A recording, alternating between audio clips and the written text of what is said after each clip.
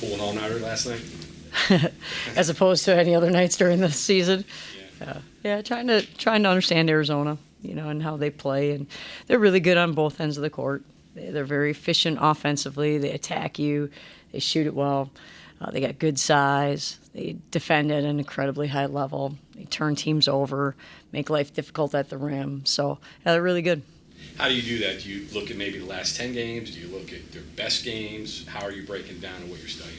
Well, we look at their most recent games, but then also look at games that maybe an opponent plays a similar style, hopefully, and then you watch it and you're like, oh, not really, or you look at it and say, yeah, we can learn something from that. So I think our coaches are working around the clock to try to figure out how we best match up and what puts us in the best situations to be successful. One other thing here, Plates is March 2nd, so it's 2 weeks. You guys obviously played last Friday. Is there anything you can take from that? I mean, you'll obviously be rested.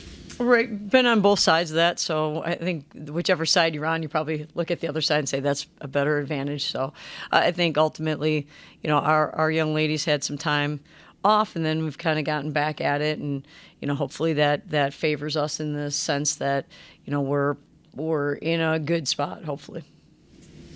So, Coach, you get in there Sunday evening, and you're probably crunching numbers and looking at this. But when that show starts, what are you thinking at that point? Are you thinking in, out? Don't know. Well, I believe that our young ladies deserve to be in. From before the Big 12 tournament, I thought that they had put themselves in a spot where they'd earned that right as a team that was tied for fourth in the Big 12.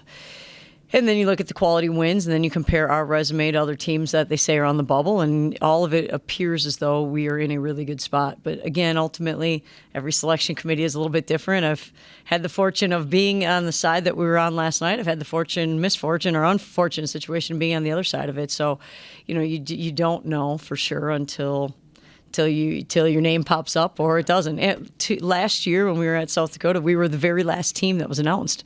We knew we were in, and that was nerve-wracking. We thought maybe they forgot about us. So it's nerve-wracking whenever at that point in time. Do you think that the double round robin was fully appreciated? Certainly it was by the committee. You played the top teams twice. Right. And some of those teams that were on the bubble maybe didn't play a top team at all.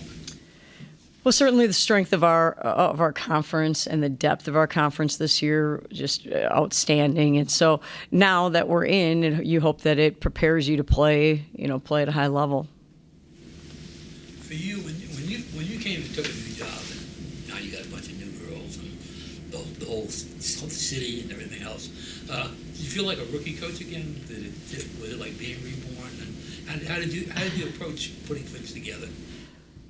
Well, I don't know that I felt like a rookie coach because I felt a lot older than that at that point in time, unless I was an old rookie. But every experience is new, it's different, and you're learning.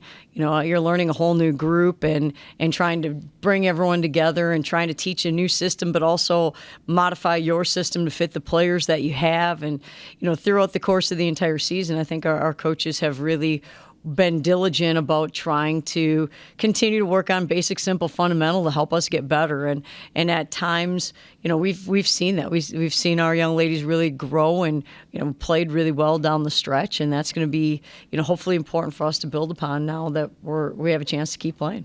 Speaking of that down the stretch, Madison became a scorer. How did that come about? Did you sit down and talk to her, or that wasn't there, the 20-point score, for 3-4 years. And all of a sudden she said, this is my game now. Right. Well, I think in Maddie's scenario, she really started the season this year in a very different role than she's been in the past. And the challenging part about that is, and she did an incredible job of accepting the challenge, is that when you're not a young lady who is a primary scorer on a team in the past, then to become a primary scorer, you have to have that desire. A coach can tell you all you want. You've got to hunt shots. You've got to be a threat. You've got to do all those type of things. And that helps players. But ultimately, when that player wants to have that responsibility, things can really take off. And I think she's someone, certainly from the beginning of the year all the way throughout, who had that mindset and that approach. And that's not always typical for a point guard. That doesn't always happen that way. So to her credit, we needed that out of her, and she certainly brought that and has played really, really well. To what Bob was asking before about first year, I mean, you've had first years at other places. 10 months ago, you were wearing a different logo, different colors, the whole deal. What has been unique about this situation to you? That's a great question. What's been unique? I think when you start in a program, you don't know what you don't know. And so you're trying to learn the players, you're trying to learn what their tendencies are, you're trying to learn what we can do things in practice all we want, but then when the lights are on, it's a little bit different. And then players are going to play the way that they're comfortable and they're going to do what they do. And then how do you as coaches try to then maybe modify what you do to fit who they are naturally? JJ's a great rebounder, for example, an incredible rebounder. In a lot of systems, we may say JJ should be the kid that gets back. But at the same time, she's a really good offensive rebounder. So that doesn't really match up really well. So maybe we have to modify a little bit of what we do to use her gifts and her ability and her instincts in that kind of way. So I think it takes us some time to, I guess, recognize when we get into game action, what does that really look like for our team.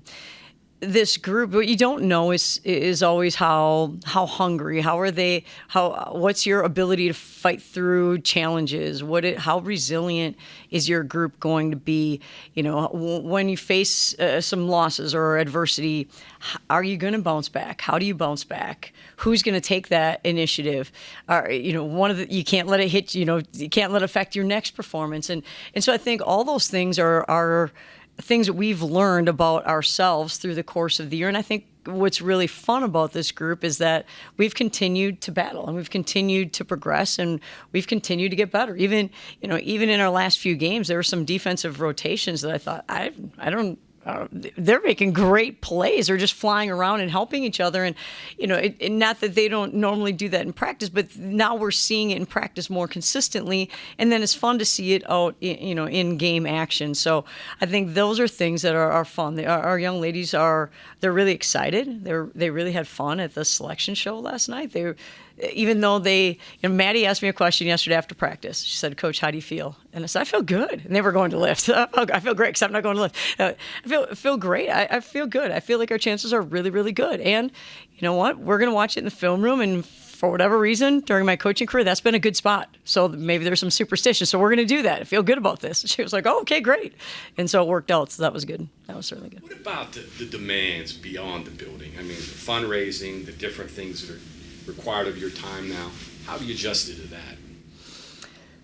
Well, I think you do what you need to do, and you find a way to get it done. And certainly, I'm really fortunate that we have a very experienced staff, and so they can take whatever it is, and pick it up and run with it, and just do it. And I know I have confidence that it's going to get done at a really high level. So, whatever it is, we have a mentality in our program that we have to find a way. And I guess as coaches, we're kind of the same way. I guess your most comfortable time, though, is in front of tape studying teams. That's kind of your sanctuary a little bit. I love doing it. Love the X's and O's of it. Love the team building aspect of it too. And so it's really kind of fun. I think there are challenges and there are ways. We're not athletes. We're athletes at a different way now. We're not out there playing as coaches, so you got to find a different way to compete. And is it in slowing this action down or taking this play away, or is it putting something else in, or what does that look like? So you find a way to compete and you're like, oh, okay, I feel good about that. Or, oh man, didn't do a very good job about that. Coach, with JJ, between now and Friday, what do you guys have to do to try to keep her off her ankle? Or, obviously she probably wants to practice and go at it, but obviously there's probably going to be some adjustments. Right. Yesterday was a pretty light day for us, and she did really well. Didn't have any issues with it, and so today is going to be a more aggressive day with practice. So we'll kind of see and monitor and kind of make sure that she's in a good position to play. Were you familiar with Esmeri Martinez when she was at WVU at all? Just a little bit. So what jumps out about her when you watch Arizona's film? Well, her ability to rebound, her size, her length. She shoots it, she scores it, and she does a lot of things really well. She can block shots. So I think overall she's a very very competitive young lady, very complete player, and I think can play for you in different ways. I think she can play kind of different positions and make an impact, I should say, probably in different ways. She had already transferred, I think, before you probably signed or got it. Right on that time, yeah. So I just think she's doing really well. She's having a very good year. Did you ever get a chance to talk to her at all? A little bit. As far as sites go, College Park is near D.C., which is a very important city to Morgantown, WVU. A lot of fans, opportunity. It's got to be exciting to be able to have fans drive within a drivable distance to watch you play. It is, and that's something that we're excited about. So hopefully we sell a lot of tickets, and hopefully we have a lot of Mountaineer fans there. It should be. It's close, and we don't have that. It was really interesting in our conference tournament because we're not very close to the conference tournament. It's really challenging for our fans to come and to support. But we don't have that this time around. So you had a good crowd there at Kansas City. We did. We had a good crowd. I think and there's always a comfort factor when you have more of your fans there, and we have an opportunity because it is right down the road. And I think at first when you see, the way the bracket was released was kind of interesting because it popped up, and however many teams were in the bracket were announced, and we looked at it, and finally someone in the room caught it, and then there was pandemonium. I was like, who are we playing, by the way? And where are we going? And so it was kind of interesting how that all transpired. We joked about this. Aaron and I were talking right before practice yesterday. So at the last time we were in a situation where we were waiting for an at-large bid, that was the year that the bracket was announced early, was leaked, one of those type of things. And so as we were getting ready to practice yesterday, I'm like, kind of be nice if they leaked that again. At the time, maybe it seemed inconvenient, and so then I don't know if it was meant to happen that way or not, but when it did happen, we just kind of had a good laugh about that. So it took us a while to figure out who we actually were playing because we just saw our name at that point in time and all of the names up there and trying to scan through them quickly and then figured it out. The way the tournament's set up, there's the unique aspect of playing on the home team's floor in the second round. You did it last year against Baylor. What do you impart on your players if you get fortunate enough to advance? Well, first we try to do what we can do to advance, and then kind of go from there. And we'll kind of cross that bridge when we get to that, if we're fortunate enough to do that. Do you think your sport will ever get to the point where you can get away from that? Because that is a big advantage for the home team. It's a huge advantage. Yeah, it's incredible, and at the same time,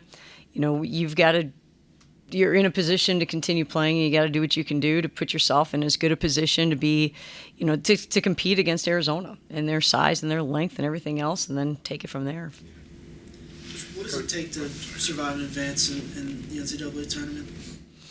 Well, you're going to have to be really gritty. You're going to have to be really tough and competitive, and ultimately, I think the two teams, in Arizona and in our team are very, very tough defensively. I think we both try to turn our opponents over.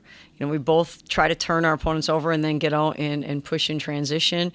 And so I think it'll be kind of a fun matchup. But I think ultimately, you talk about wanting to control what you can control, and that's take care of the basketball on one end, get good shots, work to get offensive rebounds. Not really a strength of ours. It hasn't been. It's a strength of theirs. So for us defensively to try to make them uncomfortable, whatever that means, and we're still trying to figure all that out to the best of our ability, and then finish plays at a high level. Coach, at South Dakota, playing in the NCAA tournament, there's obviously that natural, mid-major versus the big school. We're the underdogs, and I don't know how much you played that up with your players back then. But do you think it'll be any different now coaching in the NCAA tournament at a Power 5 school? Because obviously it's probably a little different aspect there. I think ultimately your young ladies have to be really excited and really hungry, and I think our young ladies will be. I do, and regardless of where you're positioned at, I think last year we were a 10 seed too, and so in some way we are the underdog at that point in time because that's what our seeding tells us that we are. So that's who we are. Now let's go out and let's battle and let's compete.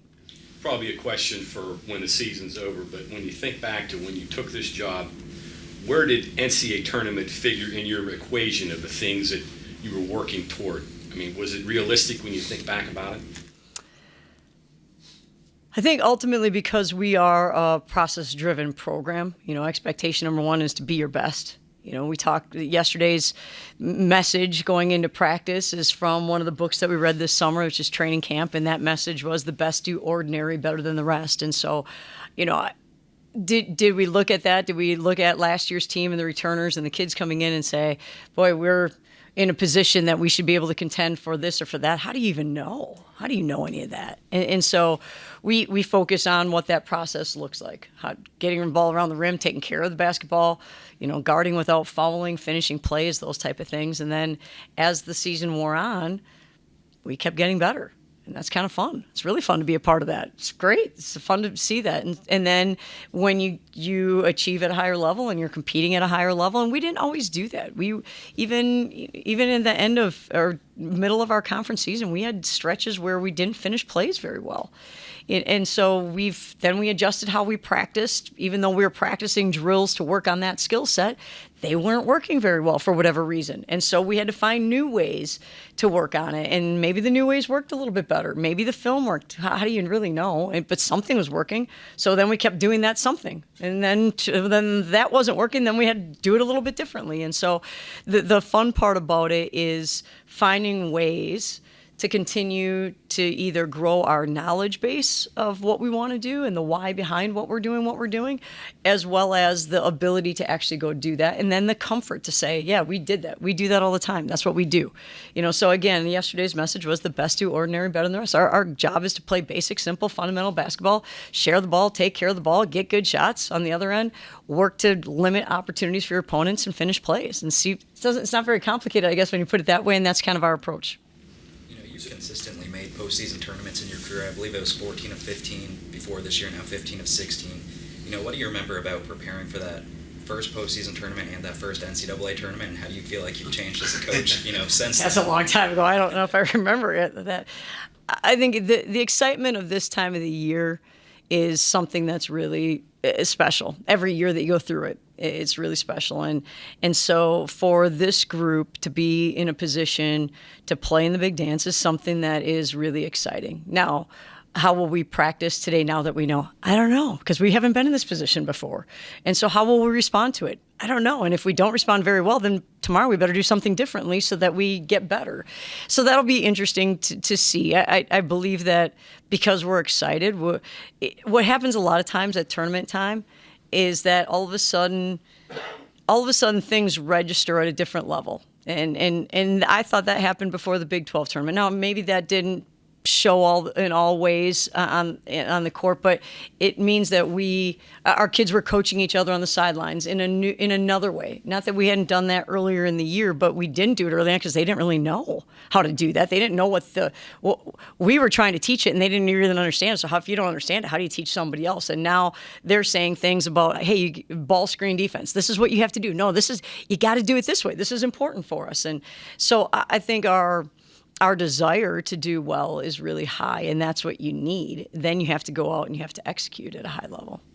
I guess kind of going back to John's question and kind of how you answered that, maybe not one specific point in this season where you look around and you're like, this is an NCAA tournament team, but a collection of points, a collection of efforts that you kind of said, this is a team that can go somewhere. Is that fair? I think that's very fair. I think it started probably in Florida, in our tournament in Florida, and certainly our game against Georgia when we were down, whatever it was, 16, 17 points in the second half. And to see, that was probably the first time that we really saw that high level of resilience. Because at that point in time, it had been pretty easy to just kind of hang our heads and just kind of give in a little bit, or even if you don't hang your head, but you just don't have that same zip and pop rather than that determination. And again, I think maybe some things kind of went our way. Maybe they miss a shot. Maybe we make a shot. Maybe, we get a steal. Maybe something happens.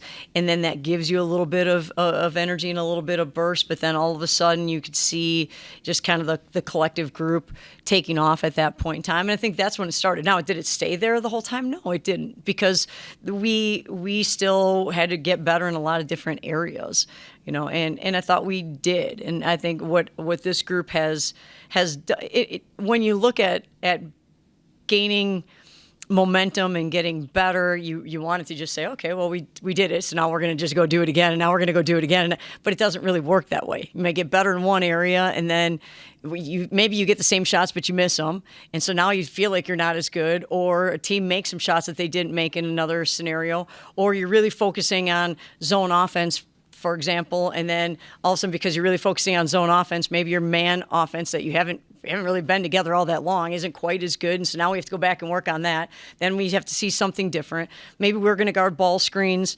one way. I think before we played Texas Tech at home, for example, we hadn't hard hedged ball screens very often because we weren't very good at it at that point in time, very honestly. And it kind of extended us. But we felt like we had to in that game, and we started to do it a little bit more, and we got better at it. But then to understand why against one opponent, this seems to make a lot of sense, and we should do it this way, but against an opponent who runs a very similar offense, it doesn't make as much sense based upon their personnel or maybe what they're looking for. And so understanding and then being able to digest it and then take it back, I think our players just kept getting better at a lot of those things. So I do think it was a collective effort, and it's something that we're still in the process of getting there, if that makes sense. Got to ask you now, have you ever seen a ball stick on the rim as long as that? Wow, that was crazy, wasn't it? Yeah. That was tough. If the heater was blowing the other way, it could have blown it off, I think. Well, maybe we should go back and check on that. Coach, as you were saying, you guys finished tied for fourth in a really good league. You guys swept Baylor, getting into the NCAAs. Is there any way to gauge what kind of impact this run has had, in terms of recruiting or just kind of getting things out there? Is it, or maybe too early for? Yeah, I don't know how to exactly go about giving a value to that. But I do think there is value in it. What does it? When things happen, it's easy to say, "Oh, our kid, this happened because of that," but you don't really know, those type of things. And so you just keep working and keep trying to be creative and trying to get better at all times. Kind of going off of that, I've got a bunch of Twitter transfer portal accounts on my phone, and today it's been blowing up with all the new additions.